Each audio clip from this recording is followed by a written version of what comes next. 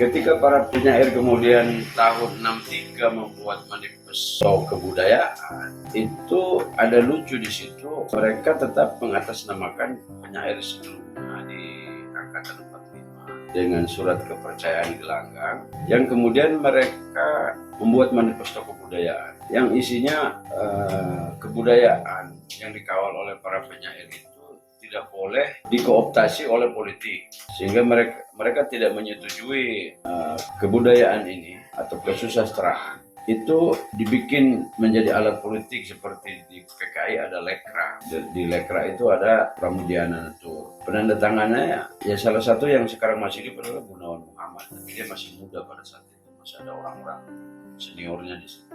Yasin.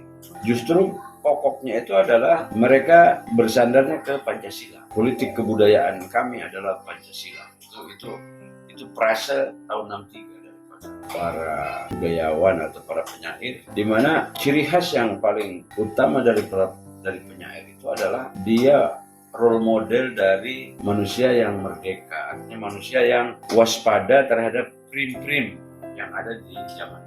Masuk Orde Baru, kumpulan penyair itu sudah pecah, seperti Rendra yang ditangkap di setiap membaca puisi. Kemudian di akhir kekuasaan Soeharto, Wiji Tukul hilang, sampai sekarang nggak ditemukan jasadnya. Masuk reformasi, nggak ketemu lagi. Artinya generasi berikut itu menganggap penyair itu ya apa gitu loh, nggak ada duitnya gitu loh. Mikirnya ke situ, bukan. Kalau kita kembali ke Amir Hamzah tadi, dia memang orang keraton, salah satu putra mahkota, orang di dalam keraton Langkat. Ya kemudian dia juga belajar ke Taman Siswa di Jogja tahun 1930. Dari jejak-jejak kepenyairannya itu sebetulnya sedang terbentuknya metamorfosis bahasa Melayu menjadi bahasa Indonesia. Jadi bahasa Melayu itu memang di pasar-pasar, di pelabuhan-pelabuhan orang tahu, karena itu menjadi bahasa lingua franca di Nusantara. Itu bahasa, kalau terkait Indonesia dulu itu adalah Austronesia, satu bangsa yang pernah di masa lalu. Itu bahkan sekarang kayak di tahun 1300-an, di mana ketika kerajaan Majapahit dan kerajaan Bugis lama itu masih mereka meninggalkan jejak serat Ilagaligo. Itu sebetulnya campur antara Bugis dan Sanskerta lama. Sama juga tentang Sutasoma, Tantulak, terus Negara Kertagama, Panca. Ada yang lebih tua lagi, itu adalah Arjuna Wiwaha, Kanwa. Itu tertulis, artinya bangsa Nusantara itu sudah punya peradaban, sudah punya tulisan, walaupun memang belum ada ditemukan kertas mungkin baru ada di abad-abad kalau di Eropanya itu ketemunya mesin cetak oleh Gutenberg itu di seputar zaman itu. Akan tetapi naskah-naskah lama menunjukkan bahwa kita ini adalah satu peradaban yang tercatat. Ada lontar yang semuanya ini bahasa itu sudah jarang sekali dikuasai oleh ini, tidak dikembangkan dalam pendidikan nasional kita. Ini yang parah gitu Indonesia ini. Nah, kembali ke penyairan, sampai sekarang akhirnya mungkin apa yang dikatakan oleh Gus Mus dalam syair balsem. Jadi posisi syair itu menjadi obat gosok saja. Padahal jangan lupa dari 114 surat dalam Al-Quran, nomor 26 itu namanya surat Asy-Syu'ara. Itu tentang para penyair. Jadi Tuhan mengapresiasi para penyair, walaupun kebanyakan ikut kepada alam wahamnya atau lahwal, hal-hal yang sifatnya mengumbar ilusi. Tapi ada juga ya tidak. Nah, kalau di keluarga Nabi, mereka sering memberikan satu apresiasi seperti hadiah atau tips kepada para penyair, karena lewat banyak para penyair yang membela keberadaan hak-hak keluarga Nabi. Makanya tradisi maktam itu sebenarnya tidak lepas dari bagaimana penyair membela keluarga Nabi. Itu yang diakui oleh keluarga Nabi bahwa salah satu dari pembela kami yang memakai lisan adalah para. Di Indonesia yang sekarang makin materialistis, makin positivistis, ruang-ruang untuk Karena di situ sebetulnya bagaimana kita mengambil kemerdekaan yang waspada terhadap seluruh prim yang dilakukan bisa saja lewat lembaga-lembaga pemerintah yang resmi. Prim lewat pendidikan, apa itu? Mengenai narasi-narasi atau proposisi-proposisi positivisme yang menjadi landasan atau fondasi pemikiran atau batu tapak. Ini fatal. Kenapa fatal? Karena Pancasila kita itu ketuhanan yang maha.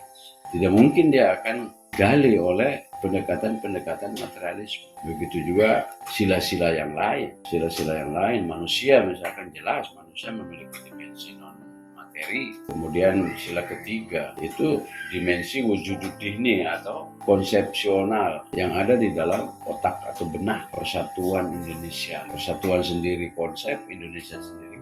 Jadi itu adalah membutuhkan sekali kepada ilmu mantik, ilmu Aristoteles ini yang tadi kita bicara. Kemudian kerakyatan yang dipimpin oleh hikmat. Kerakyatan itu kan isyarat kepada kita tidak memakai negara kerajaan. Di situ mengisyaratkan bahwa kerakyatan itu kita akan menolak konsep negara aristokrasi menuju kepada negara demokrasi. Tapi Pancasila tidak menyebut demokrasi karena demokrasi itu produknya Barat. Ala bahasa kita itu adalah kerakyatan yang dipimpin oleh hikmat dalam permusyawaratan terwakil, hikmat kebijaksanaannya. Artinya kepemimpinan di seluruh pemerintahan, karena di pemerintahan itu ada kepemimpinan, itu harus terjadi kepemimpinan berhikmat. Syaratnya itu.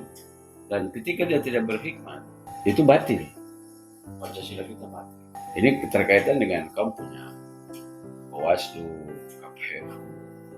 Bagaimana 55 sampai pemilu 55 sampai sekarang harus menjadi satu studi yang dilihat dari aspek substansi.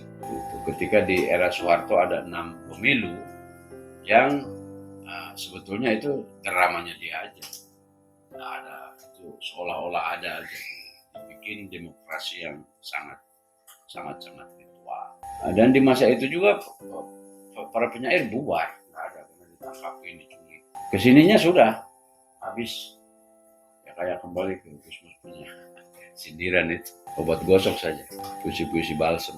Jadi untuk kembali bagaimana bangsa ini memulainya, ya sebetulnya harus kembali lagi kepada pusaka yang kita miliki. Seperti Pancasila ini kan simbol 5-nya itu ada di dada Garuda. Dada Garuda. Kemudian Garuda itu sendiri itu adalah seorang anak. Jadi itu sebetulnya lambangnya burung, tapi yang dikisahkan itu sebetulnya dia burung itu hanya manifestasi dari seorang anak yang membela ibunya, yang ibunya itu tertawan. Ibunya itu namanya Pertiwi. Jadi Nusantara itu dari semenjak bahasa Sanskerta itu sudah menilai satu sosok ibu yang namanya Pertiwi itu sebenarnya dibebaskan oleh bapaknya. Nah, kata yang diambil di dalam pita itu Bhinneka Tunggal Ika itu kan diambil dari Sutasoma. Nah, ada seorang petua di Bali itu yang membacakannya Sutasoma itu dalam bahasanya yang asli. Jadi dalam satu tembang. Merinding juga. Dia tulis di lontar kadang. Dia juga. Sutasoma yang asli dalam bahasanya yang asli.